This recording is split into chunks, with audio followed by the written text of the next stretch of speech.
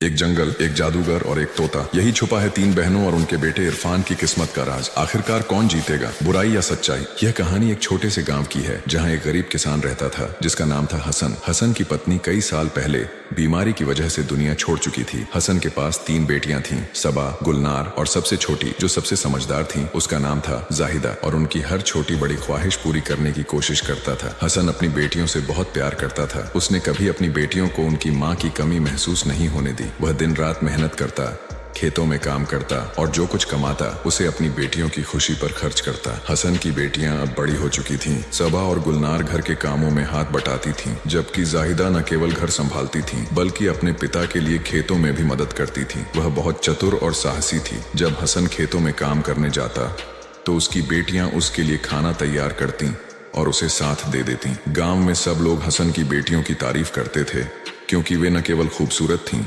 बल्कि बहुत नेक दिल और मेहनती भी थीं। उसी गांव में एक विधवा औरत रहती थी जिसका नाम था जमीला। जमीला की एक बेटी थी जिसका नाम रुबीना था। जमीला की आदत थी कि वह हर घर में कुछ न कुछ मांगने चली जाती। वह कभी अनाज, कभी तेल तो कभी लकड़ी मांगने के बहाने लोगों के घरों में दाखिल हो जाती। जब हसन की बेटियां अपने पिता के लिए खाना बनाती तो जमीला अक्सर उनके घर आ धमकती। वह मीठी मीठी बातें करके उनसे खाने की चीजें या आग मांग लेती। लेकिन जाहिदा को जमीला बिल्कुल पसंद नहीं थी। उसे हमेशा लगता कि जमीला की नीयत में कुछ खोट है।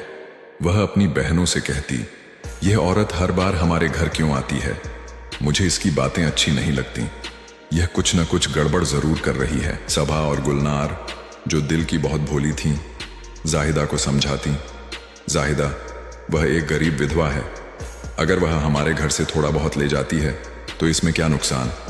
हमें उसकी मदद करनी चाहिए। जाहिदा उनकी बात सुनकर चुप हो जाती, लेकिन उसके मन में शक बना रहता। वह कहती, देख लेना, यह औरत एक दिन हमारे लिए मुसीबत बनकर सामने आएगी। यह सिलसिला यूं ही चलता रहा। जमीला रोज हसन के घर आती और मौका पाकर हसन के खाने में कुछ न कुछ गड़बड़ कर देती। कभी वह खाने में नमक की जगह राख मिला देती तो कभी चावल में छोटे छोटे कंकड़ डाल देती। हसन जब खाना खाने बैठता तो उसे खराबी महसूस होती, लेकिन वह अपनी बेटियों से कुछ नहीं कहता। उसे लगता कि शायद उसकी बेटियां छोटी हैं, इसलिए उनसे गलती हो जाती होगी। वह अपनी बेटियों से बहुत प्यार करता था और नहीं चाहता था कि उन्हें बुरा लगे। एक दिन हसन ने सोचा कि वह अपनी बेटियों पर नजर रखेगा और देखेगा कि आखिर खाने में गड़बड़ क्यों हो रही है।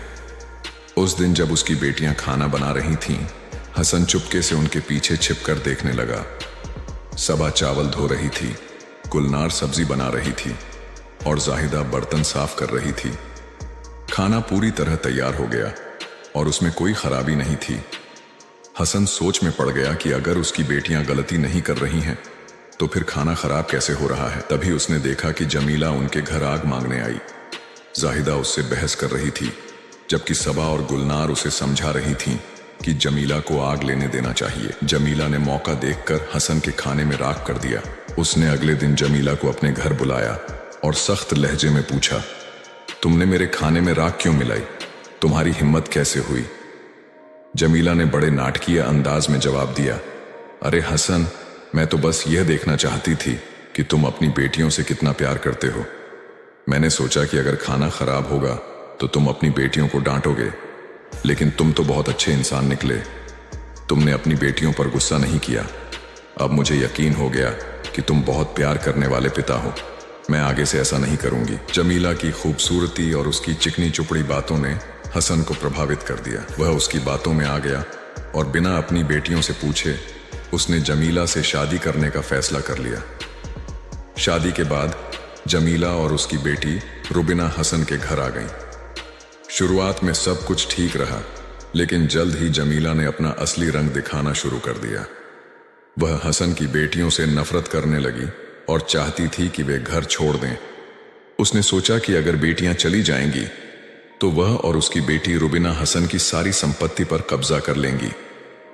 जमीला ने हसन की बेटियों को घर के सारे काम करने पर मजबूर कर दिया।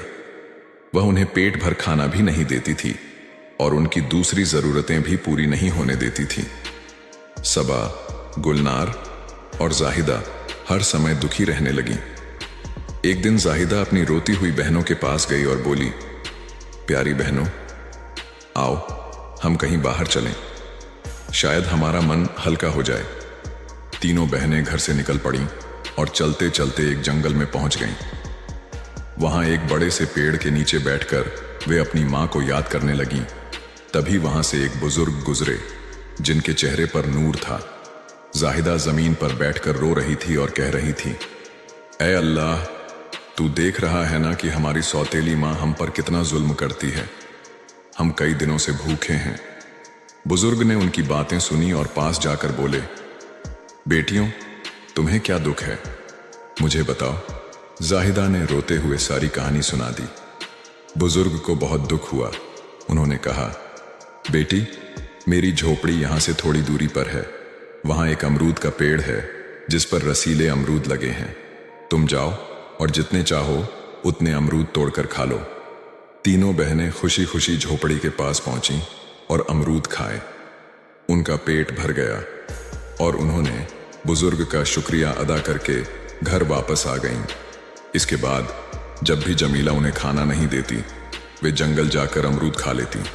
धीरे धीरे उनकी सेहत सुधरने लगी। जमीला को यह देखकर हैरानी हुई। उसने सोचा, मैं इन लड़कियों को खाना नहीं देती, फिर भी इनके चेहरे पर चमक है। आखिर ये खा क्या रही हैं? उसने अपनी बेटी रुबीना को उनकी जासूसी करने भेजा। रुबीना ने देखा कि तीनों बहनें जंगल में अमरूद खा रही हैं। उसने यह बात अपनी मां को बता दी। जमीला को गुस्सा आया। उसने हसन से झूठ बोला कि उसके सिर में बहुत दर्द है और जंगल में एक अमरूद का पेड़ है जिसकी जड़ों से बनी दवा ही उसे ठीक कर सकती है। हसन ने तुरंत कुछ मजदूरों को पैसे देकर उस पेड़ को जड़ से उखड़वा दिया। अगले दिन जब तीनों बहनें जंगल गईं तो उन्होंने देखा कि पेड़ गायब है। वे रोने लगीं। तभी बुजुर्ग फिर आए और बोले, बेटियों, रो मत, अल्लाह तुम्हें इससे बेहतर देगा। उन्होंने अपनी उंगली से जमीन की ओर इशारा किया और वहां एक छोटी सी नदी बहने लगी जिसमें पानी की जगह शहद बह रहा था। बुजुर्ग ने उन्हें एक मिट्टी का कटोरा दिया और कहा, जितना चाहो शहद पी लो। बहनें खुश होकर शहद पीने लगीं। अब वे रोज जंगल जाकर शहद पीतीं।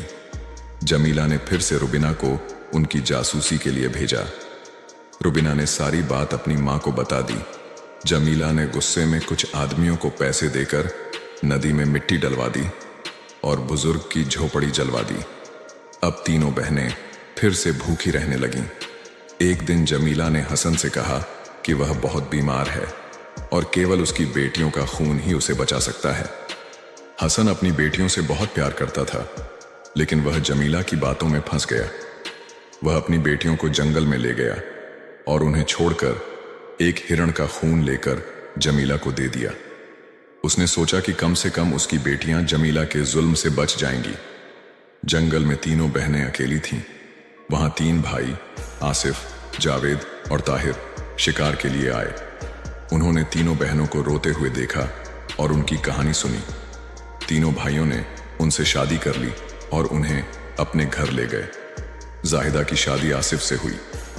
1 साल बाद जाहिदा को एक बेटा हुआ जिसका नाम उन्होंने इरफान रखा। लेकिन एक दिन आसिफ शिकार के लिए जंगल गया और वापस नहीं लौटा। जावेद और ताहिर उसे ढूंढने गए, लेकिन वे भी गायब हो गए। 14 साल बाद इरफान बड़ा हो गया। उसकी खालाओं ने उसे उसकी माँ और पिता की कहानी बताई। इरफान ने फैसला किया कि वह अपनी माँ और पिता को ढूंढेगा। जंगल में भटकते हुए वह एक पत्थरों के इलाके में पहुंचा, जहां उसे वहीं बुजुर्ग मिले। बुजुर्ग ने बताया कि एक जादूगर ने उसकी माँ को कैद कर रखा है और उसके पिता व चाचाओं को पत्थर बना दिया है। इरफान ने बुजुर्ग की मदद से जादूगर से दोस्ती की और उसकी माँ तक पहुंचा। उसने अपनी माँ को एक अंगूठी दिखाई जिसे जाहिदा ने तुरंत पहचान लिया। जाहिदा ने जादूगर से उसकी ताकत का राज पता किया। उसकी जान एक तोते में थी। इरफान ने चालाकी से तोते को पकड़ लिया और जादूगर को मजबूर कर सभी कैदियों को आजाद करवाया। आखिरकार उसने तोते के पंख नोच दिए, जिससे जादूगर की ताकत खत्म हो गई। जाहिदा, आसिफ और बाकी सभी अपने परिवार के साथ फिर से एकजुट हो गए और जमीला को गांव से निकाल दिया गया।